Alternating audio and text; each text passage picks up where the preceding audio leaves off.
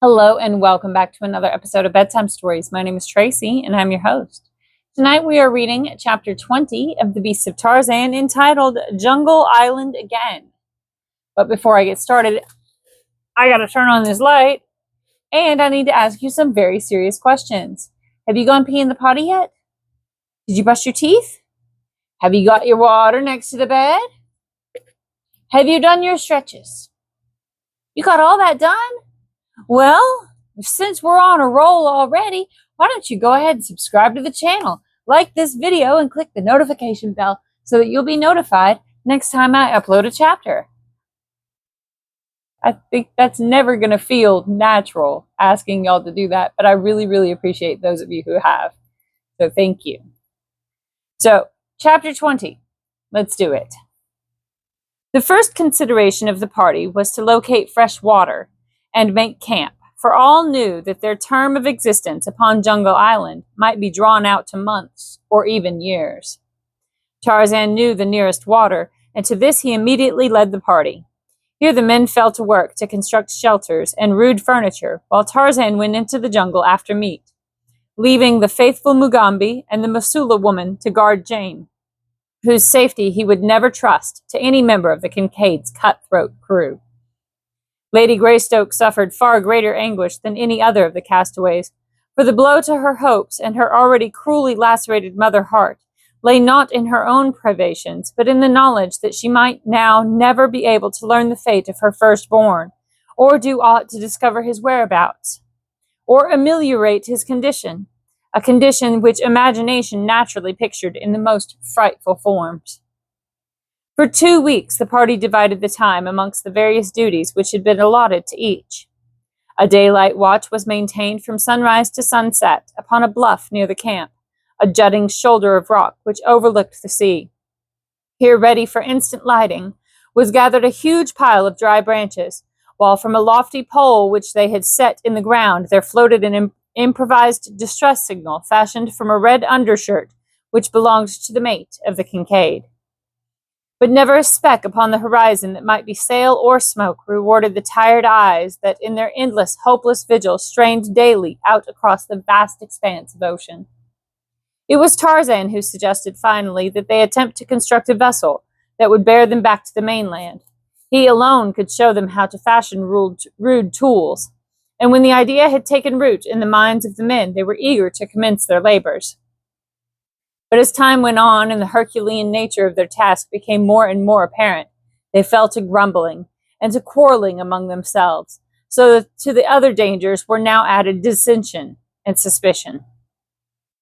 More than before did Tarzan now fear to leave Jane among the half-brutes of the Kincaid's crew, but hunting he must do, for none other could so surely go forth and return with meat as he. Sometimes Mugambi spelled him at the hunting, but the black spear and arrows were never so sure of the results as the rope and knife of the ape-man. Finally, the men shirked their work, going off into the jungle by twos to explore and to hunt. All this time the camp had had no sight of Sheeta, or Akut, and the other great apes, though Tarzan had sometimes met them in the jungle as he hunted. And as matters tended from bad to worse in the camp of the castaways upon the east coast of Jungle Island, another camp came into being upon the north coast. Here in a little cove lay a small schooner, the Cowrie, whose decks had but a few days since run red with the blood of her officers and the loyal members of her crew, for the Cowrie had fallen upon bad days when it had shipped such men as Gust and Mumilla the Maori, and that arch-fiend Kai Shang of Fachan. There were others too, 10 of them all told, the scum of the South Sea ports, Begust and Momulla. We're going to make him Momulla. Momulla. Momulla. What do you think? Is that good enough? I think so. All right. And Kai Shang were the brains and cunning of the company. It was they who had instigated the mutiny, that they might seize and divide the catch of pearls, which constituted the wealth of the Cowrie's cargo. It was Kai Shang who had murdered the captain as he lay asleep in his berth, and it had been Maumula, the Maori, who had led the attack upon the officer of the watch. Gust, after his own peculiar habit, had found means to delegate to the others the actual taking of life. Not that Gust entertained any scruples on the subject, other than those which induced in him a rare regard for his own personal safety. There is always a certain element of risk to the assassin, for victims of deadly assault are seldom prone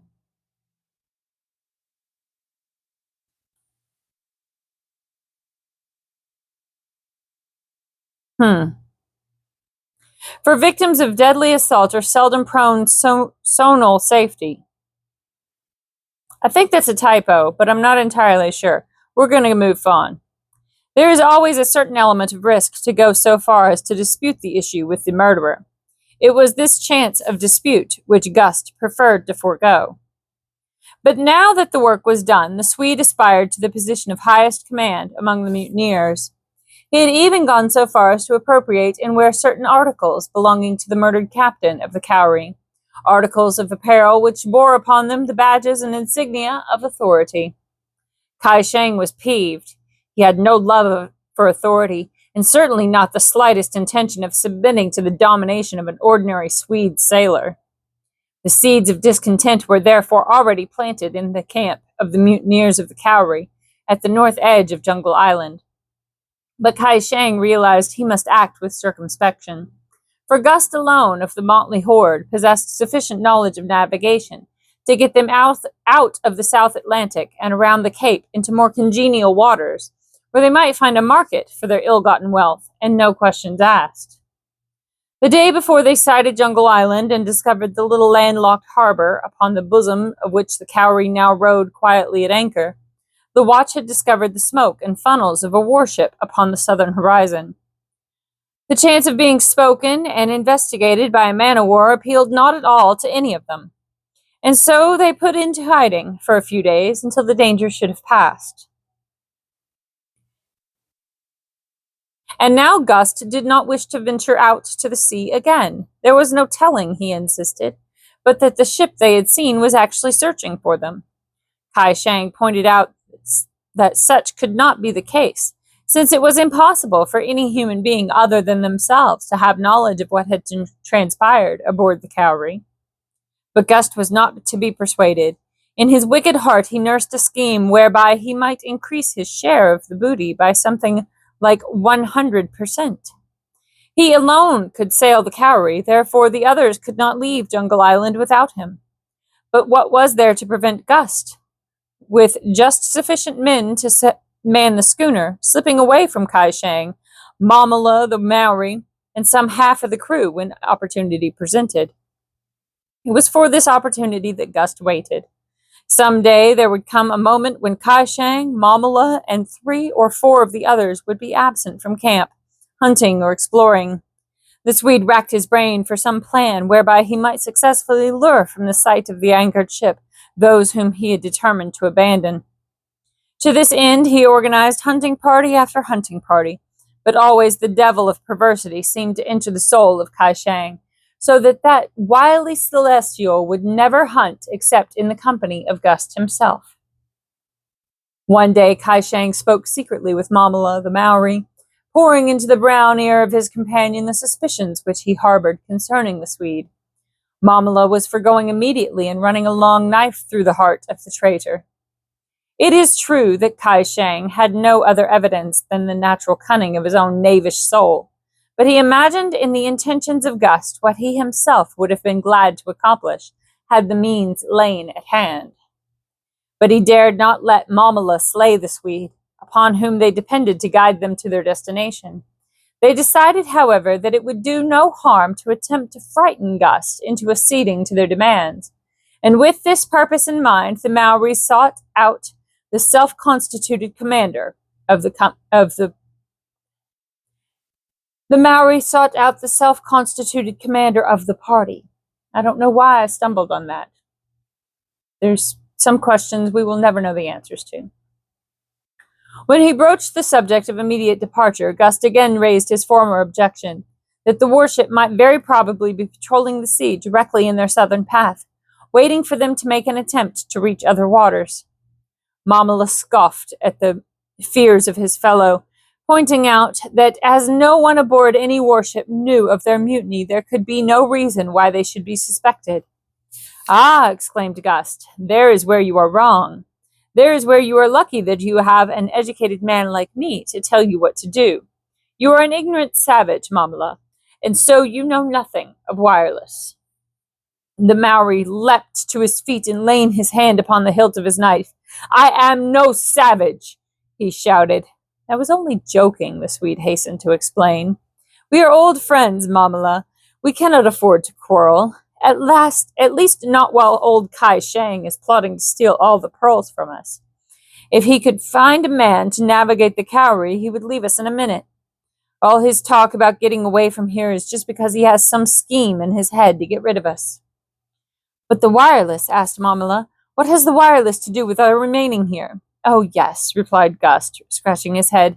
He was wondering if the Maori was really so ignorant as to believe the preposterous lie he was about to unload upon him. "Oh, yes, you see, every warship is equipped with what they call a wireless apparatus. It lets them talk to other ships hundreds of miles away, and it lets them listen to all that is said on these other ships. So now you see, when you fellows were shooting up the Cowrie, you did a whole lot of loud talking. There isn't any doubt but that the warship was lying off south of us, listening to it all. Of course, they might not have learned the name of the ship, but they heard enough to know that the crew of some ship was mutinying and killing her officers. So you see, they'll be waiting to search every ship they sight for a long time to come, and they may not be far away now." When he had ceased speaking, the Swede strove to assume an air of composure that his listener might not have his suspicions aroused as to the truth of the statements that had just been made. Mamala sat for some time in silence, eyeing Gust. At last he rose. "You are a great liar," he said. "You don't get us on our way by tomorrow, you'll never have another chance to lie. For I heard 2 of the men saying that they'd like to run a knife into you, and that if you kept them in this hole any longer, they'd do it."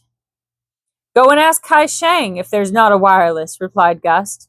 "He will tell you that there is such a thing, and that vessels can talk to one another across hundreds of miles of water. Then say to the 2 men who wish to kill me, that if they do so, they will never live to spend their share of the swag, for only I can get you safely to any port. So Mamala went to Kai Shang and asked him if there were any such apparatus as a wireless, by means of which ships could talk with each other at great distances, and Kai Shang told him that there was. Mamala was puzzled, but still he wished to leave the island and was willing to take his chances on the open sea rather than to remain longer in the monotony of the camp. "If we only had someone else who could navigate a ship," wailed Kai Shang. That afternoon, Mamala went hunting with 2 other Maoris. They hunted toward the south, and had not gone far from camp when they were surprised by the sound of voices ahead of them in the jungle. They knew that none of their own men had preceded them, and as all were convinced that the island was uninhabited, they were inclined to flee in terror on the hypothesis that the place was haunted, possibly by the ghosts of the murdered officers and men of the Cowrie. But Mamala was even more curious than he was superstitious, and so he quelled his natural desire to flee from the supernatural. Motioning his companions to follow his example, he dropped to his hands and knees, crawling forward stealthily and with quakings of heart through the jungle in the direction from which came the voices of the unseen speakers. Presently, at the edge of a little clearing, he halted, and there he breathed a deep sigh of relief, for plainly before him he saw 2 flesh-and-blood men sitting upon a fallen log and talking earnestly together. One was Schneider, mate of the Kincaid, and the other was a seaman named Schmidt. "I think we can do it, Schmidt," Schneider was saying. "A good canoe wouldn't be hard to build, and 3 of us could paddle it to the mainland in a day if the wind was right and sea reasonably calm. There ain't no use waiting for the men to build a big enough boat to take the whole party, for they're sore now and sick of working like slaves all day long. And ain't none of our business anyway to save the Englishman. Let him look out for himself, says I. He paused for a moment, and then eyeing the other to take the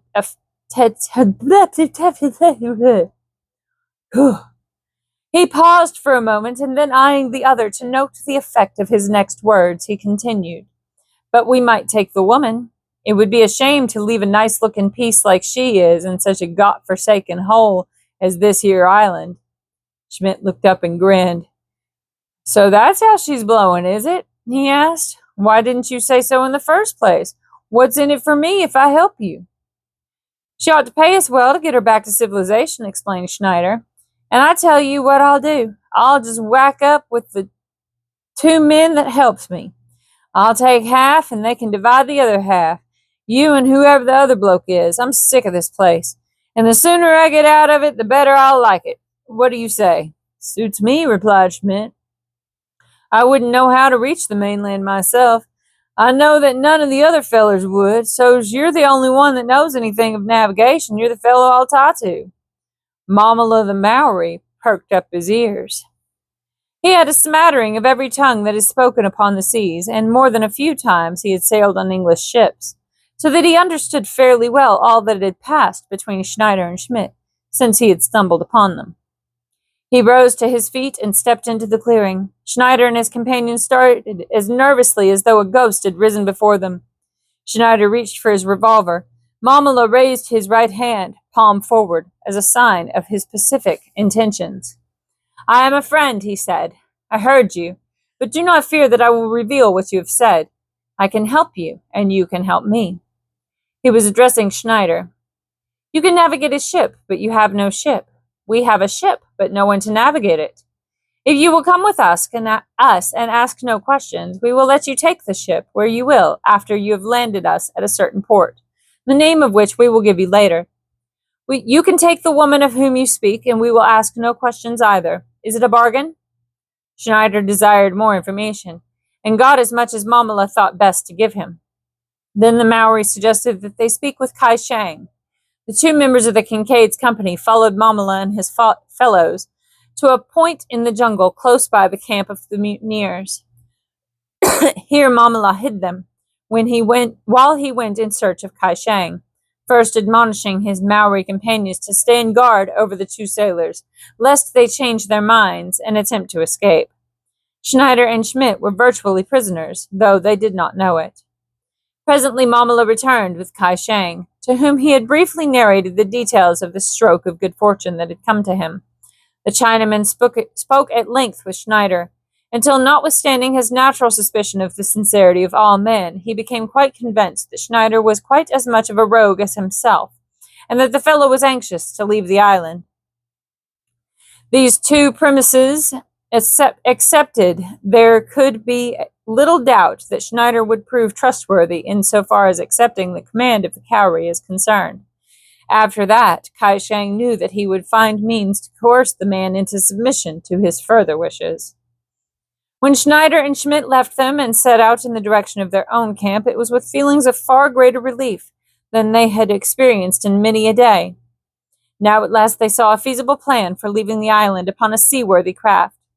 There would be no more hard labor at shipbuilding, and no risking their lives upon a crudely built makeshift that would be quite as likely to go to the bottom as it would to reach the mainland.